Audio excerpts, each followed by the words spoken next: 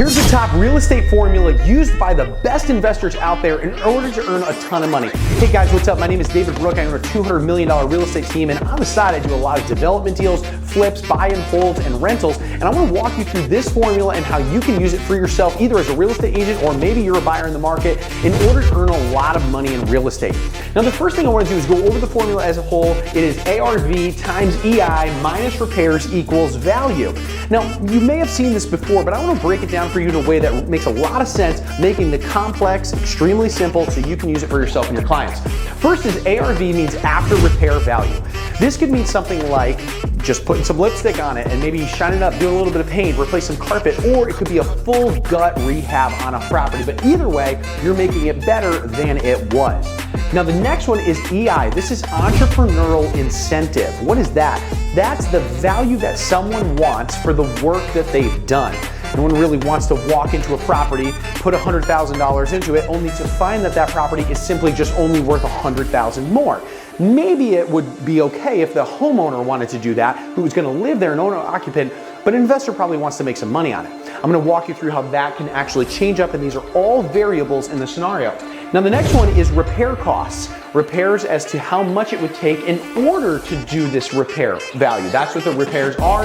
And then the value at the end of the day is going to be what the property is worth. So let me show you how this formula can actually turn out to be different for every single person who looks at the property. I mean, shouldn't it be the same everywhere if it's a formula? If you remember back into high school and you walk through a formula either in stoichiometry and chemistry, or in if you were going through, an algebraic equation, you would think, well, I'm just solving for X here. Shouldn't it all come out to the same number? And the answer in real estate is actually no, because value can be different depending on who's looking at it. I mean, let's be honest. If you were looking at this from the perspective of a homeowner or someone who's going to own or occupy something, that might be different than an investor.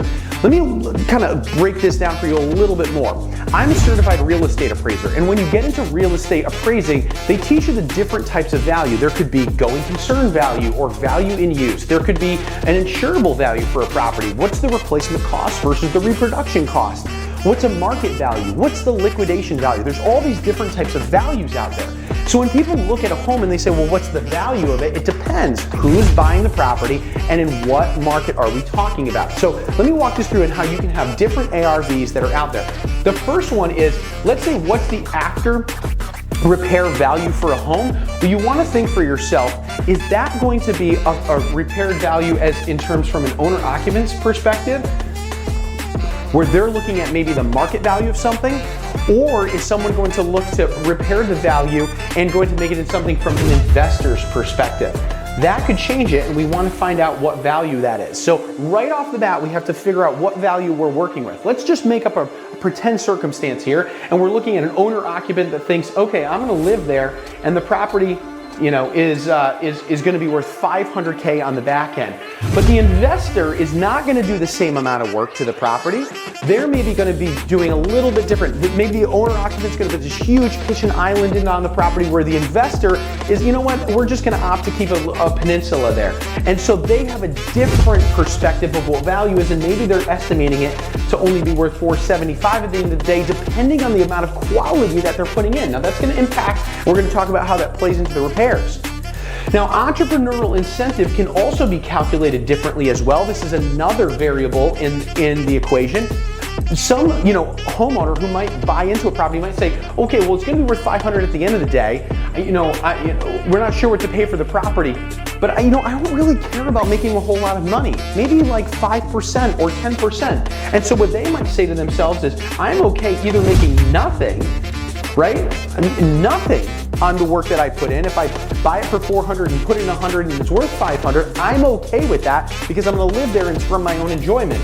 But there's someone out there who might say, and maybe someone else out there wants to earn 10% as a homeowner, right? But as an investor, the investor might say, no, I actually want to earn 10% to 30%, depending on the type of investor. And I want to break that down for you again. There could be a very adept investor who's out there who says, no, I only work with off-market properties. I approach owners directly. We buy, disgusting-looking-homes.com. You've probably seen something like that, where they're trying to focus on hitting a certain rate, and they need that entrepreneurial incentive to be around 25% and maybe another 5% for carrying costs. Whereas another person who's an investor might be a contractor who just needs another side job and wants to own the property and is okay with only making 10% on the property. See how those could be different? These are the variables that you'll often find out in real estate equal to different value scenarios throughout the process. That's why if a home comes to the market that's a fixer-upper that's only listed for $250,000 in a great area, you'll see some people pay far more for that home than someone else. And this all depends on, they're all doing the same exact math, consciously or subconsciously, but they all have different variables where they're looking at it from different perspectives. The last one is going to be the repairs. And the repairs can be done in a few different ways. I'll kind of break that down. How about in 3? One of those is going to be, let's say you're going to do it DIY, right? And so you might be an owner-occupant who's going to do it themselves. Maybe you're really handy. You're going to go to Home Depot and you're going to buy all your materials here, and it only costs you, I don't know, $50K to do the entire property yourself, because you're just buying the materials and it's your own labor and time that's there. That might also be applicable not only for the owner-occupant, but also for the contractor who's just doing it themselves. They're getting very cheap materials and they're just doing it that way. Another person who might be looking at that says, you know what, it's actually going to cost me around $75,000 to flip it, but they're working with a crew. They're working with someone who's maybe, you know what, I'm an adept investor and I'm trying to earn this much, but my repair costs are a little bit more because I'm not the one swinging the hammer.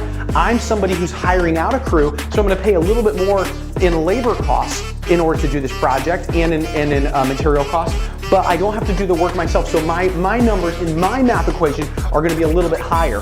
And then maybe the last one I'm going to put over here is called retail. And that's someone who might say, well, it's actually $100K for me to do this. Why? Because maybe not only are they hiring a different crew, maybe they're hiring like a retail brand in order to do this. Maybe they're not going for, Home Depot cabinets. They're going for, a local brand that, is a kitchen and design bath showroom. And so their costs are a little bit more. So what we can see here, my friends, is that you can have the same exact house hit the market, and you have an owner-occupant versus an investor who's some are looking to make a little bit of money and some are looking, they don't really care about making money. Someone who has different repair costs of the DIY situation versus having a retail company do it, and they're all equaling out to a different day, having a different determination of what value is. If you're looking to make sense of the real estate market and understand value, this is exactly where you need to be, guys. This is a great time to go ahead and subscribe to this channel to learn more information about how to understand real estate so you can use it to your advantage and make a lot of money. Thanks for watching.